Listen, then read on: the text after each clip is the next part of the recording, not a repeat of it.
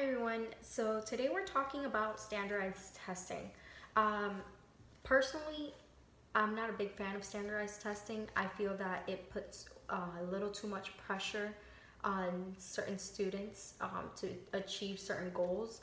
I know, I'm not sure if it was in this class or in another class, we were studying the effects of testing and what it's doing to students. And in a video, it pretty much just shown how students were so stressed out about passing these exams, passing these tests, so that they may achieve great things in college and go to the good university, get the good job so that you can make good money. So I'm not a huge fan of standardized testing. I feel that there should be other methods of seeing whether the child is or is not properly gathering the information. In younger children, I do think that certain types of testing is necessary to see if there are any developmental issues. For example, there are tests developed to check or whether or not the child is, one, developing properly, two, has any delays, whether it be physical, cognitively, or if the child has hearing problems, seeing problems. All this will come up during these tests. Of course, their tests are done a little bit differently from how an older child's tests are. Pretty much their tests are screening tests. They basically just detect what the developmental problems may be that a child may have. If something does come up during the screening test, it will go on and move on to a diagnostic test.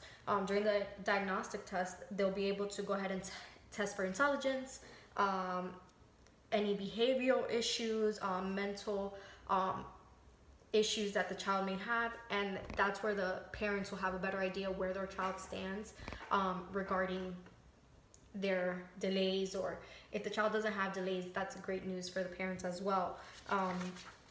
There are separate different types of standardized testing. The three that are mentioned within the textbook are achievement tests, aptitude tests, and intelligence tests. For example, achievement tests measure the extent to which a person has acquired certain information or has mastered identified skills. Aptitude tests measure the potential to learn or develop proficiency, and intelligence tests are ability tests that measure learning potential. I feel that the type of test that we see most often here in the state of Florida, at least, is the achievement test. That would be our FCAT, any type of standardized testing done at the beginning of the year to gauge the level in which the child is at that point in time, and then they get tested again at the end of the year to see where that child is. That's done in preschools now at the Head Start programs. The voluntary pre-K, VPK, also does those testing 3 times a year. And it's basically to get an idea of where the child is. Some of these tests could fail the child, and the child may be required to go ahead and repeat a grade. I know personally that during my third grade year, it was one of the hardest FCAT testing years, and many children did repeat that grade level, unfortunately, because of that. I feel that aptitude tests are pretty good to predict what the capability of learning is for a child. I don't feel it's as I don't feel it reflects what they've actually learned as much as an achievement test does, but I feel it is more relaxed. It's a more relaxed method of testing. And then of course there's the intelligence test, which does use prior knowledge, and you're able to see the learning potential the child has within that testing. Achievement tests determine instructional effectiveness. Many teachers pretty much get graded on how well their students pass these tests. There's many standardized tests now for all children. There's, like I mentioned, the FCAT, there's the SATs, ACTs, there's an abundance of different testing now. I'm not really up to date with all of them, but there is an abundance of tests. For children in ESOL, there's different tests. There's just a test for everything nowadays. If your student does not pass these tests, you're looked down upon as a teacher because of this issue. Most of these are state developed tests, and they're used within a school district to basically determine the student's progress, diagnose the information on child's needs for future instruction that may be required. and also it compares the student progress to that of other students. So that's always good to actually know, to have an idea where your students stand, where that school stands. That's where the grade for the schools come in, if it's an A school, B school, D school, etc.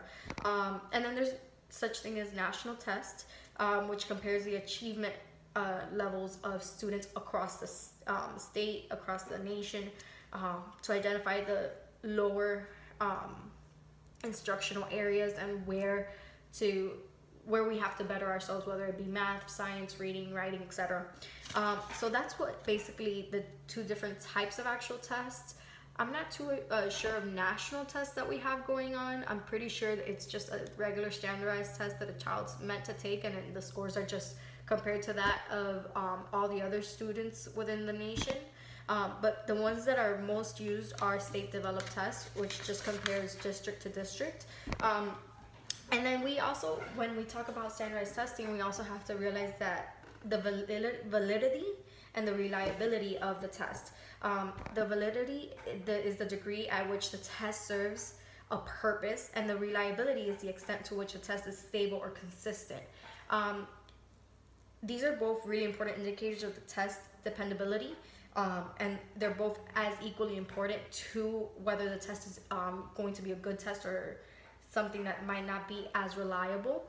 Of course, FCAT and all these standardized tests that are out now have to meet these requirements. Teachers are provided with a curriculum at which they have to follow, and they have to set, they have to basically hit certain points so that the students may pass the test at the end of the year. And then basically this content that the teachers have to go through on a yearly basis is all going to be basically sent through to FCAT.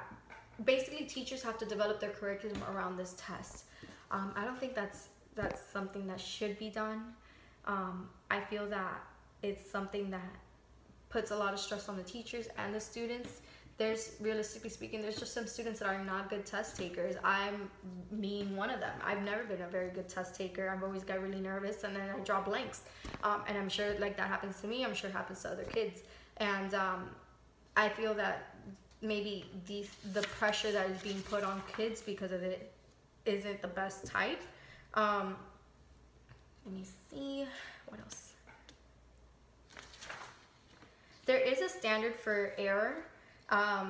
No test is ever perfect. No test is ever completely free of any errors. So there is a margin of error within the test.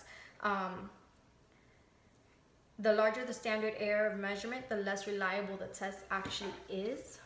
So I know that when these standardized tests are being created, I know that it's they check it. They have to check it constantly to make sure that they're minimalizing the error margin. And then we also have other things that actually go into this. Socioeconomic status of the students, the area at which they're taking the test, the population sample size, the length of the test, the range of the scores. There's so many things that just goes into the differences within these scores, the culture. Each student is different. Each student has a different background. They all have a different understanding of certain concepts.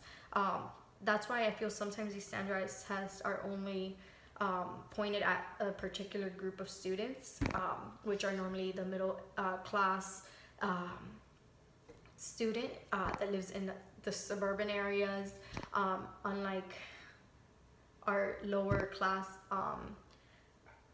students, where they're in an area which might not have very good teachers, might not have very experienced teachers, don't have the proper material to learn, or the proper tools to be able to get this instruction and understand it properly and use it to the maximum of their abilities, or the teacher to the maximum of her abilities. So I feel there is a kind of a double standard. There shouldn't be a cookie cutter test for everybody, considering that everybody's a little different. I feel that each region should have its, if they want to do standardized tests, each region should have their own test developed.